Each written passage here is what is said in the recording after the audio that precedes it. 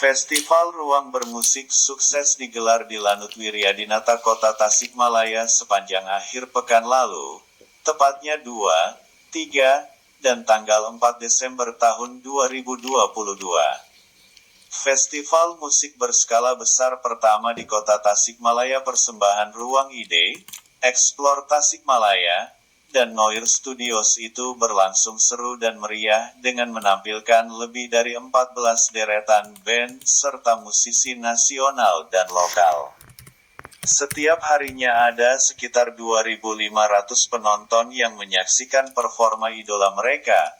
Pada penyelenggaraan hari pertama Jumat tanggal 2 Desember tahun 2022, ruang bermusik dibuka oleh sederet bintang musik papan atas.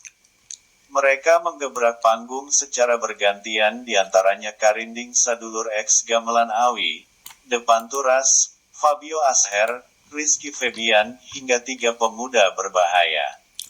Adapun pada hari kedua Sabtu tanggal 3 Desember tahun 2022, Festival Ruang Bermusik kedatangan beberapa penampil yang membuat stage menjadi syahdu, yaitu Cokepit, Firsa Besari, The Adams, Mahalini, hingga Danila. Tak kalah dengan hari pertama dan kedua, beberapa artis seperti Kangen Band, Ica Anissa, Cleopatra, Klub Dangdut Racun, hingga The Massive sukses bikin penonton ruang bermusik sing-along, bergoyang, dan loncat-loncat histeris pada hari terakhir, Minggu tanggal 4 Desember tahun 2022. Project Officer Festival Ruang Bermusik Kiki Firmansyah, 36, bercerita tentang gagasan awal digelarnya event prestisius ini. Gagasan awal Festival Ruang Bermusik muncul dari keresahan sekelompok anak muda Tasikmalaya yang tergabung dalam komunitas Ruang Ide, Explore Tasikmalaya, dan Noir Studios. Mereka diantaranya Kiki Firmansyah, Ilham, Rizky Ginanjar, dan Ali Purnama menganggap industri musik, event, dan show di kotanya itu seakan-akan begitu-begitu saja, stagnan, dan tak ada kemajuan. Nah, kita pengen gebrakan yang baru dan sejarah di kota Tasik. Soalnya Tasik selalu dikaitkan dengan istilah Second City, tapi ternyata kita mampu dan kita bisa bikin event sebesar ini, jelas Kiki. Kiki mengungkapkan bahwa festival ini direncanakan dengan matang dan panjang, tak hanya menentukan talent tapi juga tim produksi dan volunteer yang terdiri dari kurang lebih 100 orang. Kita semua harus mulai aware bahwa festival musik itu tidak hanya kita punya uang terus bayar artis datang. Tidak seperti itu, tapi proses ini panjang dari mulai konsep ide, target market sampai siapa talent yang mengisi termasuk venue yang kita pakai, karena itu menentukan siapa yang datang nanti, tegasnya.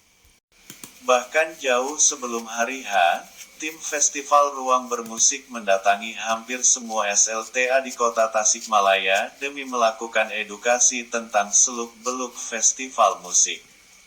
Kita ingin membuka wawasan warga Tasikmalaya bahwa industri musik itu sangat besar karena melibatkan banyak pihak dan biaya yang tidak sedikit, bebernya. Namun Kiki menjelaskan bahwa realisasinya tidaklah mudah. Bahkan Festival Ruang Bermusik yang sedianya digelar awal 2022 harus ditunda sampai 4 kali hingga akhir tahun karena berbagai kendala yang dihadapi. Banyak kendala yang dihadapi sebenarnya, kita sudah 4 kali mundur jadwal. Sebetulnya tahun ini harusnya di awal-awal, tapi karena kondisi yang tidak memungkinkan jadinya ya Desember tahun 2022, ungkapnya. Ketika Festival Ruang Bermusik sukses terlaksana selama 3 hari, Kiki pun mengaku tak menyangka. Kita amaze yang pertama sama audiens bisa kita raih, ternyata Tasik tidak selalu second city dan bisa bersaing dengan kota-kota besar. Terima kasih juga kepada semua pihak yang terlibat, ujarnya dengan mata berkaca-kaca.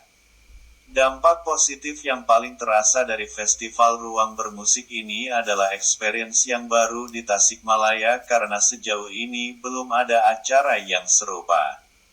Hal ini dibenarkan salah seorang pengunjung, Septian Anugrah. Overall baru ini festival musik di Tasik yang rame dan besar banget. Seru banget sih, tuturnya. Senada dengan Septian, Nabila Fitria juga memuji pelaksanaan festival ruang bermusik yang berlangsung lancar dan sukses. Semoga rutin diadakan setiap tahun dan kedepannya bisa ngundang lebih banyak musisi seperti Tulus, Yura Yunita, Sheila on 7 dan Dewa 19, tandasnya.